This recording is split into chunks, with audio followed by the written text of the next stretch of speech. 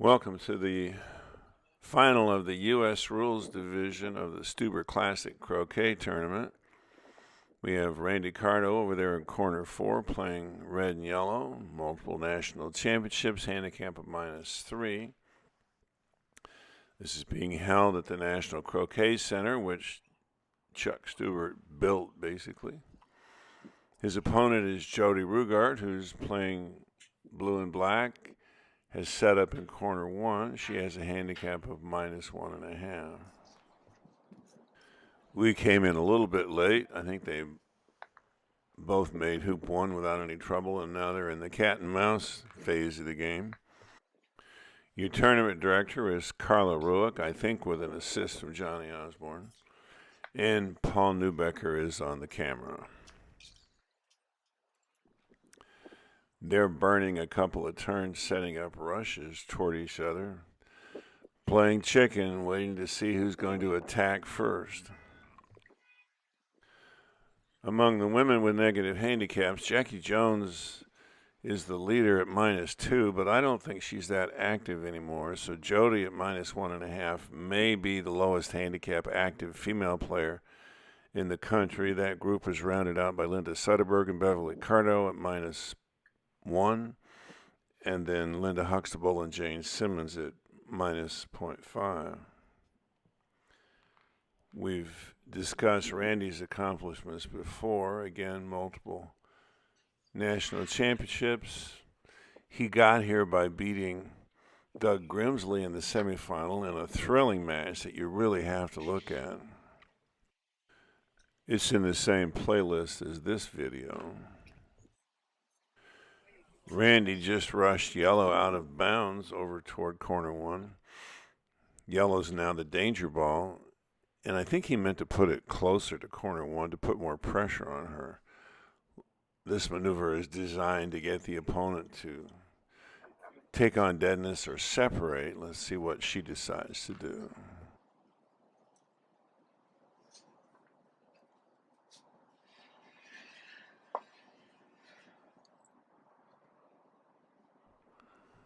Looks like yellow's far enough away that she doesn't feel pressured to do anything.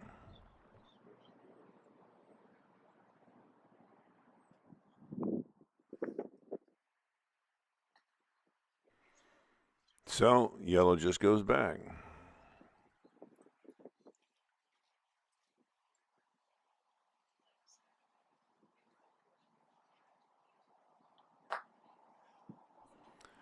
And now a standard rush to the attack.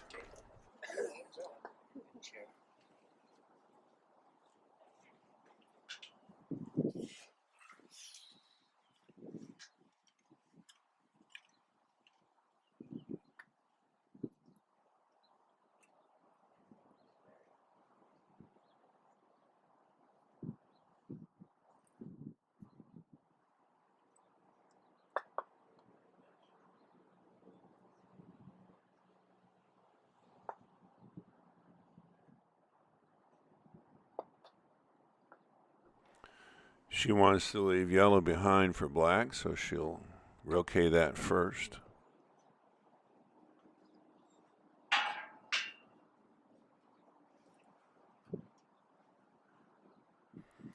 And the first mistake of the game, but just by millimeters.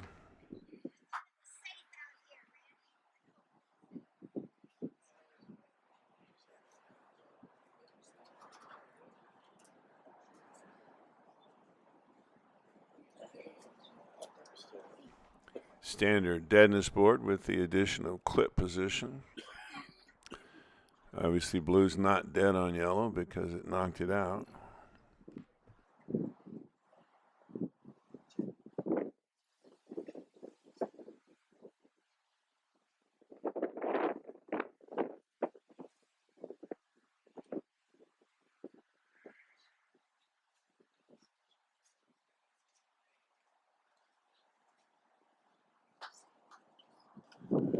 Another choice would have been to roquet yellow and then set up a nice rush on black to hoop 2, but this way he incurs no partner deadness and he might get clean anyway.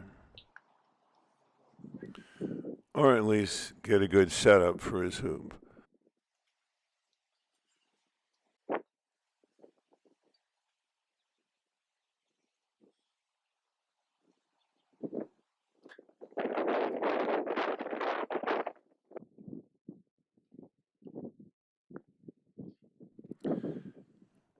misplay number 2. I don't think that was a mistake because Randy could go to peg off the situation, and she pretty much had to try to break it up. And then he clearly had a mishit. The balls were so close together, he had to hit at an angle to keep from committing a mallet fault, and yellow missed blue.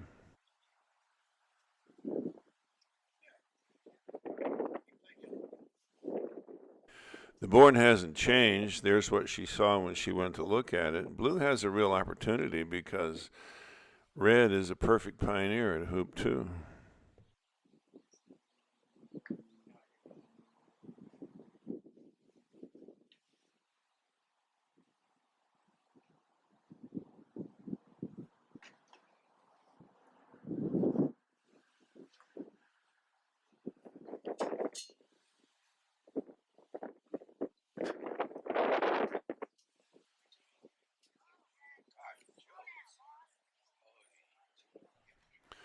Okay, so there's going to be more than 2 mistakes, so I'll quit counting. That's Connor Helms retrieving that ball. He's the one that Jodi beat in the other semifinal to get into this final.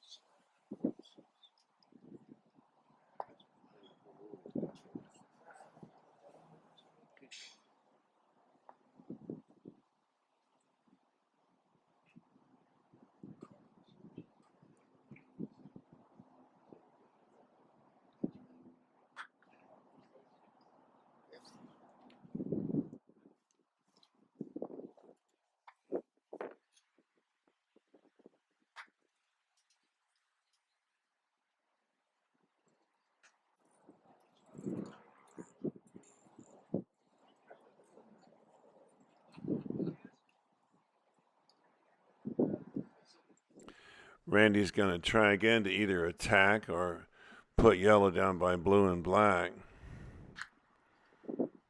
But he didn't get close that time either. That would have been a big mistake if blue had had a rush on black back to red. But blue's dead on black, so it didn't matter.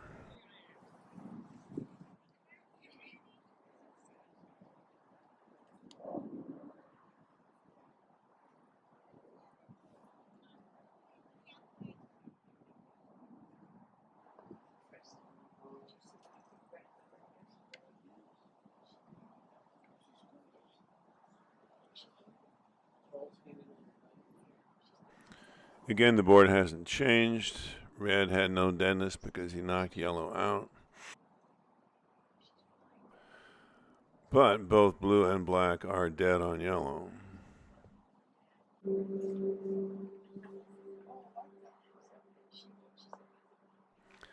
However, since yellow is now the spent ball, it doesn't really cause blue and black any trouble because she has enough turns to get out of there.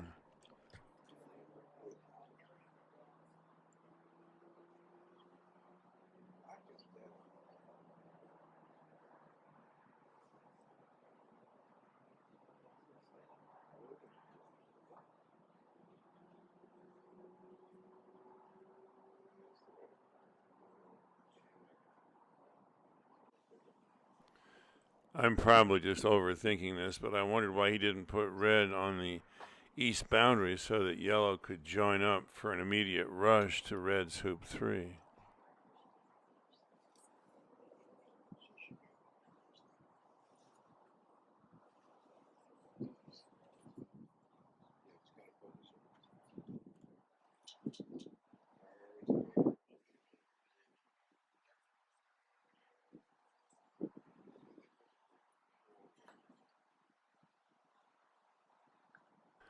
I'm guessing she meant to leave blue wired from yellow by the hoop, but that roll shot got her in trouble.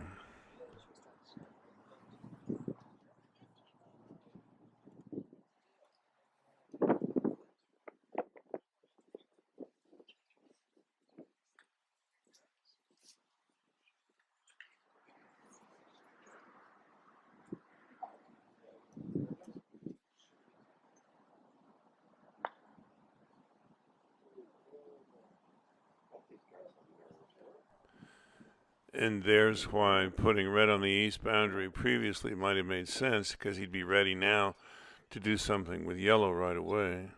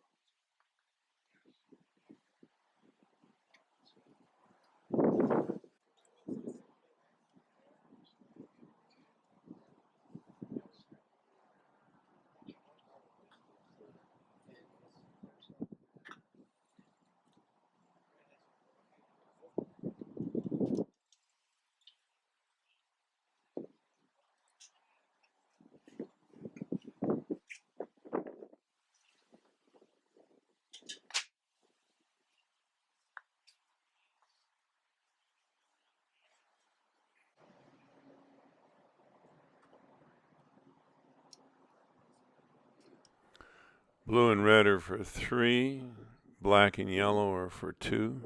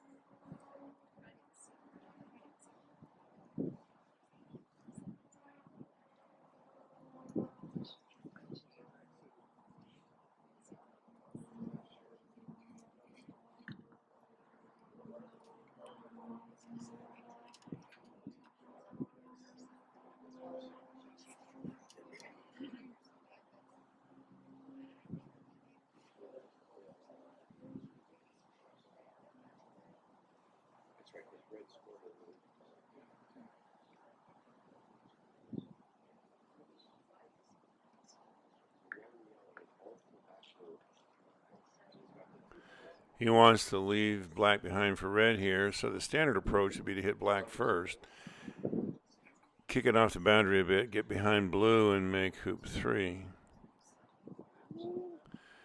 He's either just avoiding deadness or he knows something about that corner that we don't. Because the next shot, which is a load and hold basically, is a little tricky.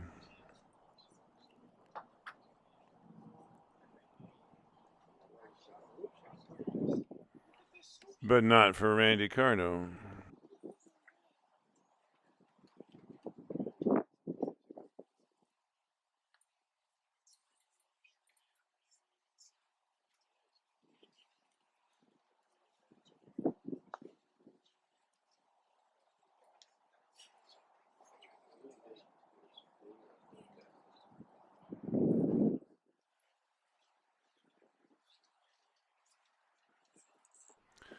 And since blue can see the other two balls, he'll hide yellow behind the hoop. And now since all red has to do is hit black on the boundary to get a 3-ball break, Jodi's putting blue in corner 2 behind the break and in a position to get a rush to its hoop when black gets free to join up.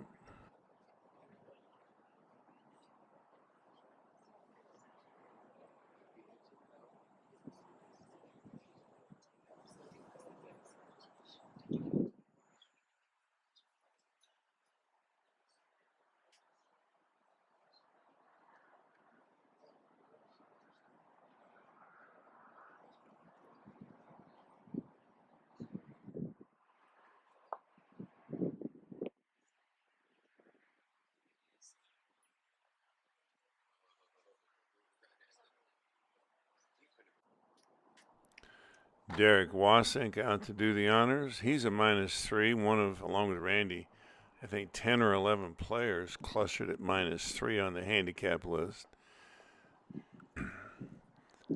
Derek famously was a disciple of Archie Peck before Archie died.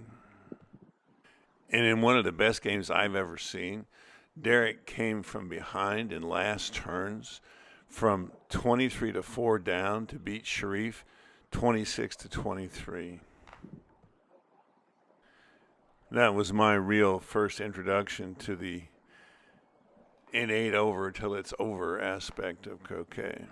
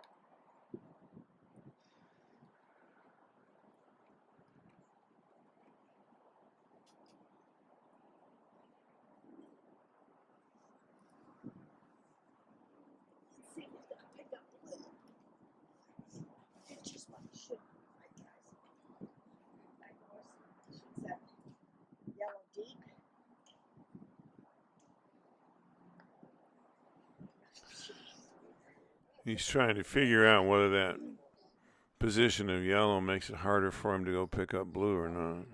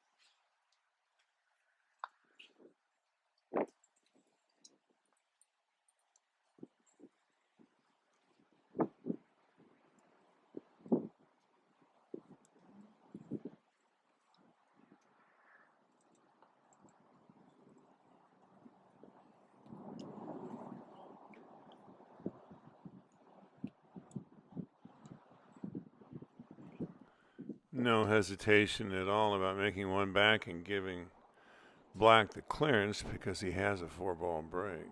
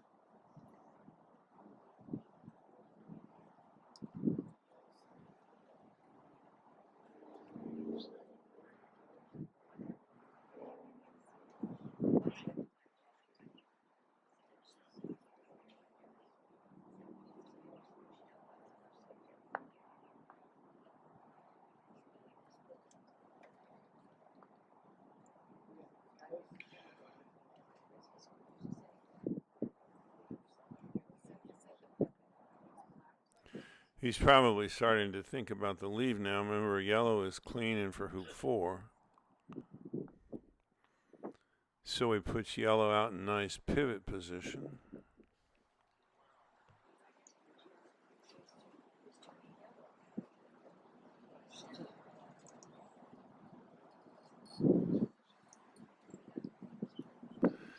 He's pretty well positioned to put blue at penult after 2 back, which may make it easier for him to avoid getting last dead on partner. But there are so many ways to do this. It's tough to predict.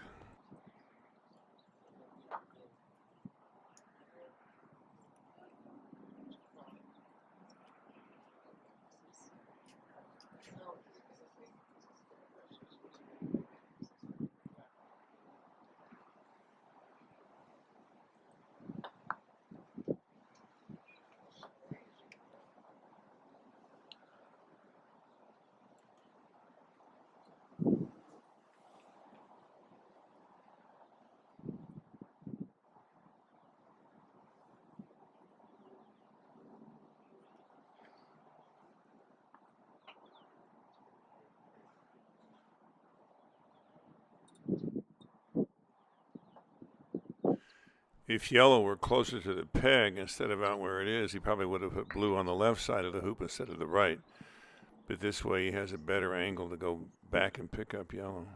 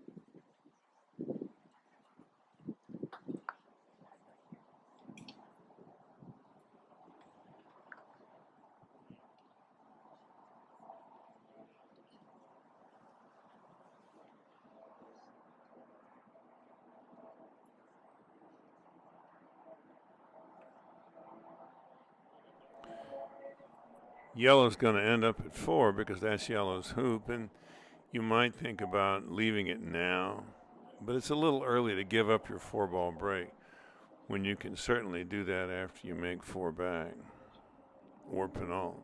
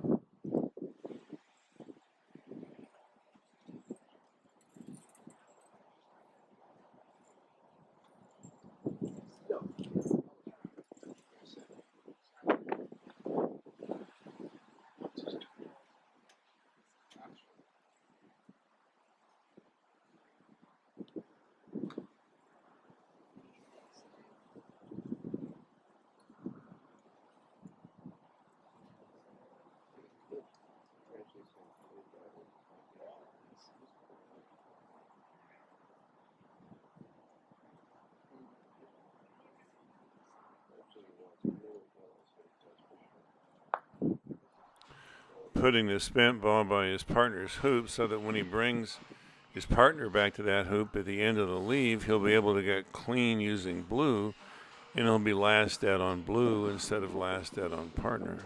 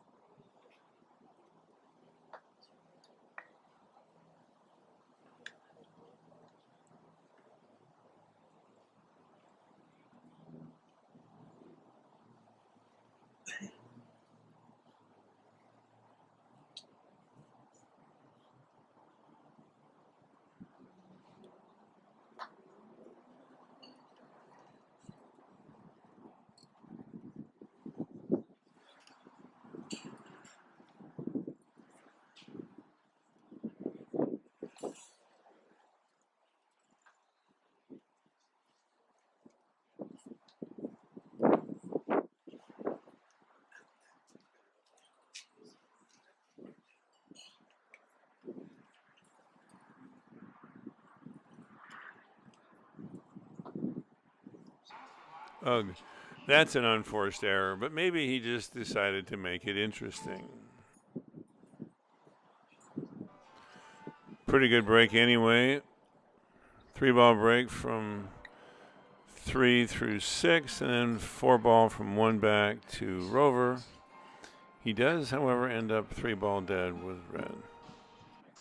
Black took the 1 back clearance.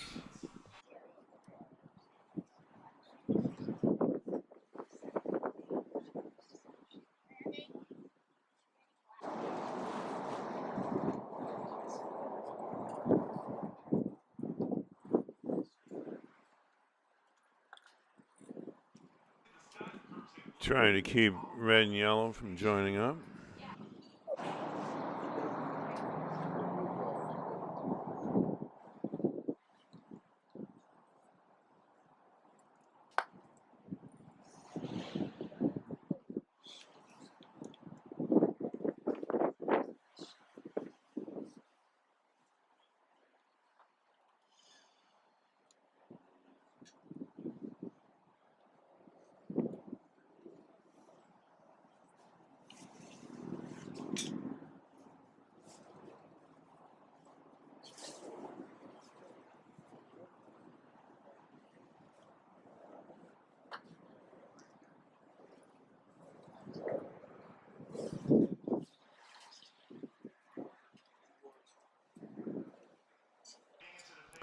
Choice of targets here is dictated by which one makes it easiest for him to get a rush to hoop 4.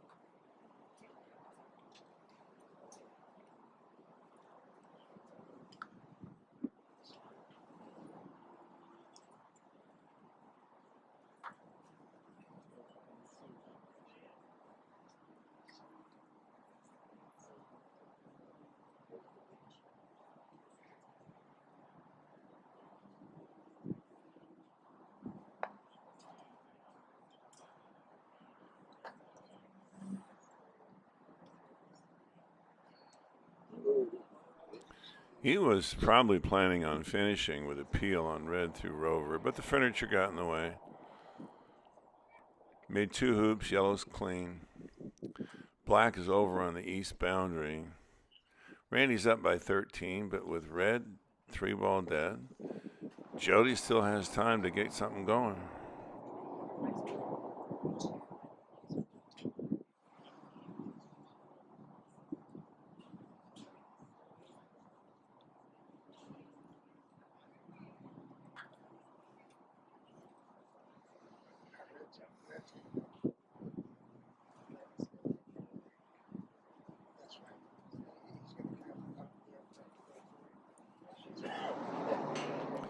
So is it offense or defense? Actually, probably both. I think what he's doing is going down to corner 2 so that yellow can join up with red and go for 6 after a few turns.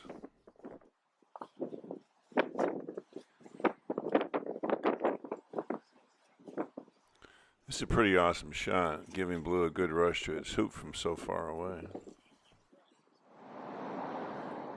And with blue in such good position, he's not going to put his 2 balls in corner 2 right next to black's hoop.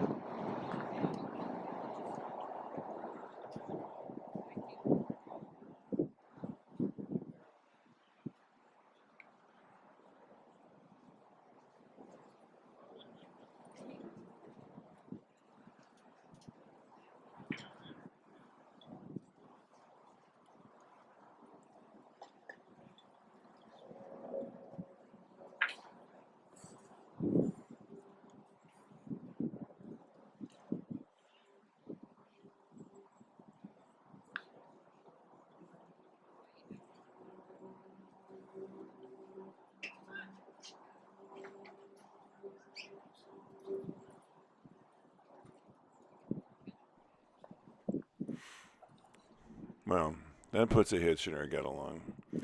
Those 2 balls are sitting ducks for yellow to tap red, come down and make 6 and get a break going. But being up by 13 and feeling no obligation to entertain you and me, Randy passes. Jodi put blue in corner 3. Randy passed with red, and she's making the hoop with black.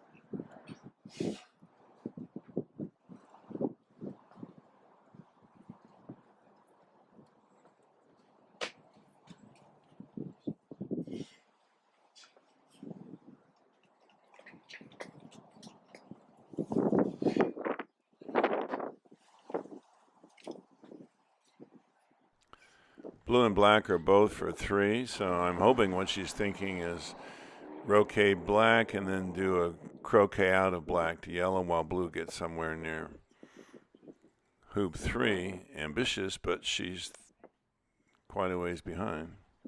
But black went out, so it doesn't matter.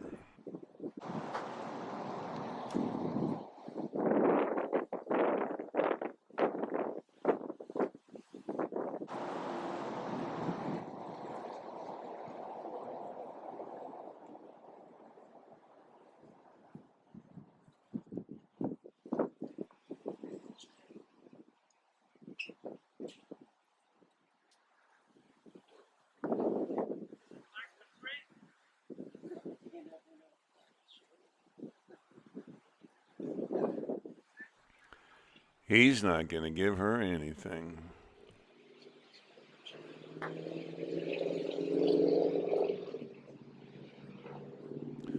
Blue gave black a rush to hoop 3.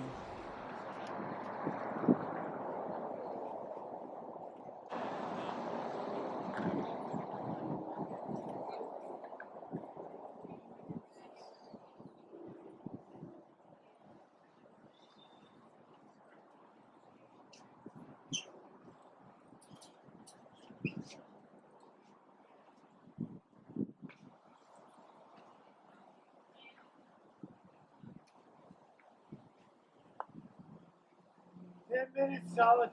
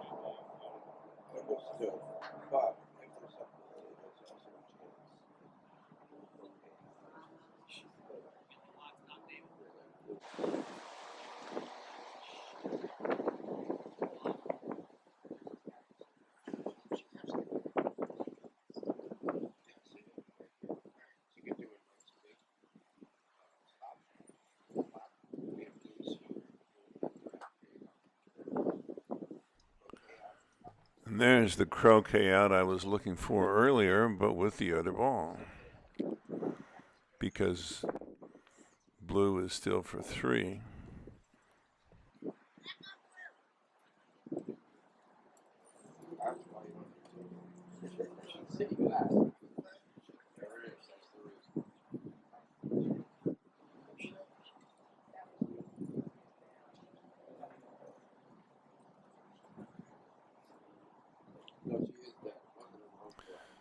Yellow corners. Now let's see what she can get going. And of course, you're all thinking that giving the break to blue has the additional advantage of letting her peel red through rover and peg it out when she gets to the end of this break. And then all black has to do is make 3 hoops to tie and 4 to win, because she will undoubtedly be in last turns by the time she gets to peg.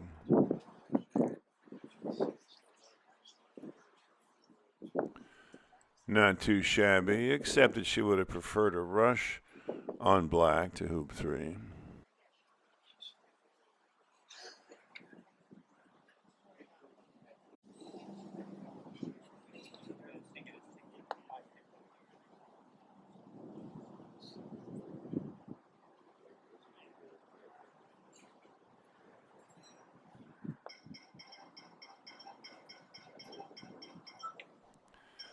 Vince Lombardi strikes again. Execution trumps strategy and tactics every time.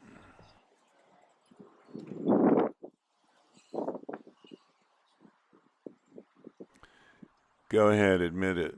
Some of you want him to put red in front of rover. He does that, though. Black goes down by hoop 3. Yellow misses. Blue makes hoop 3 and gets a break going and wins the game.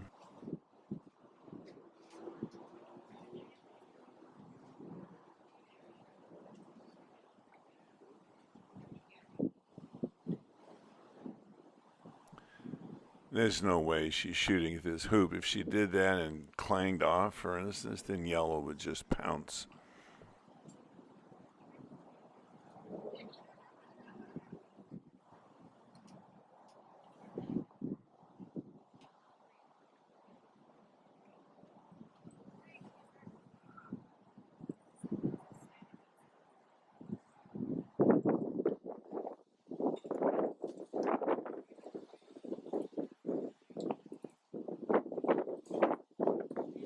And yellow's going to pounce anyway.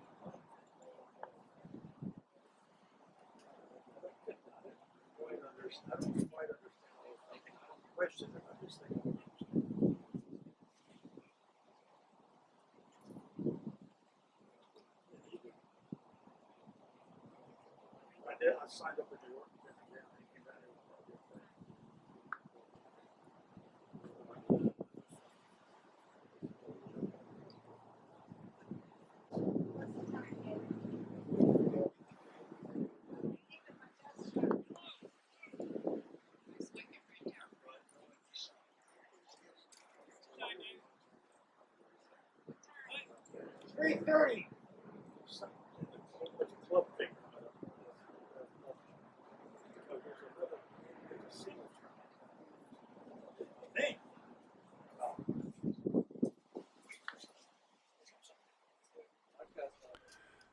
Now Jodi's partner dead and doesn't have a hoop shot, so it's time for desperation maneuvers.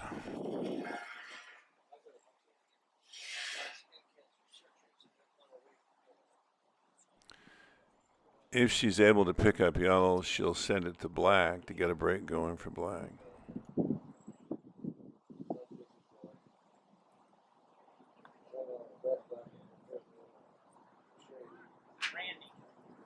Randy, you got your blitz?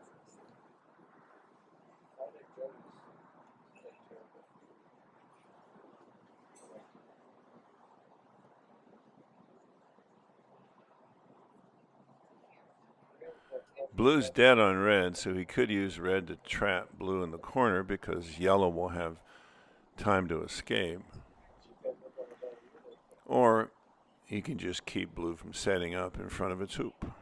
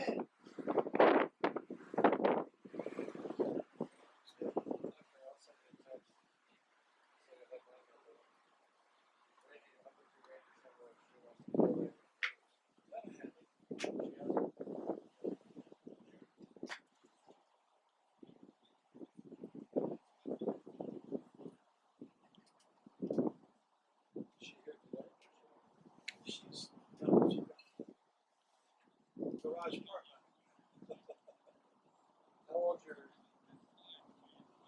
daughter?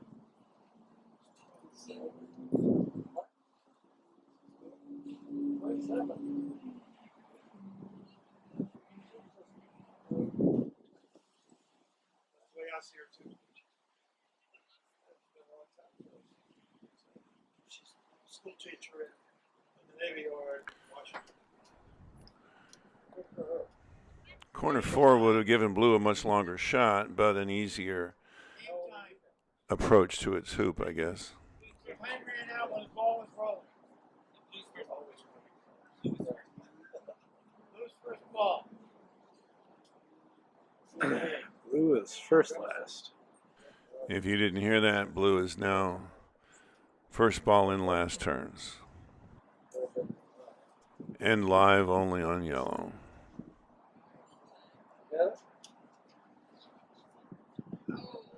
Nice try. Black has one more attempt. It looks like Randy thought about putting red in corner 4 to maximize the length of black's shot, but 4 is black's hoop. So I think he passed instead. The shot on yellow is longer for black and more hazardous because she's dead on blue and it's sitting right there.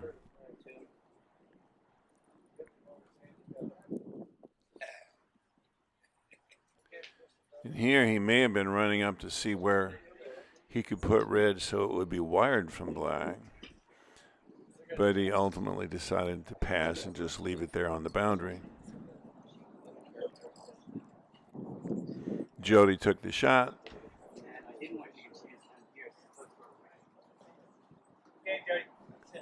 And Randy Cardo won the 2022 Steuber Classic over Jodi Rugart 17-5.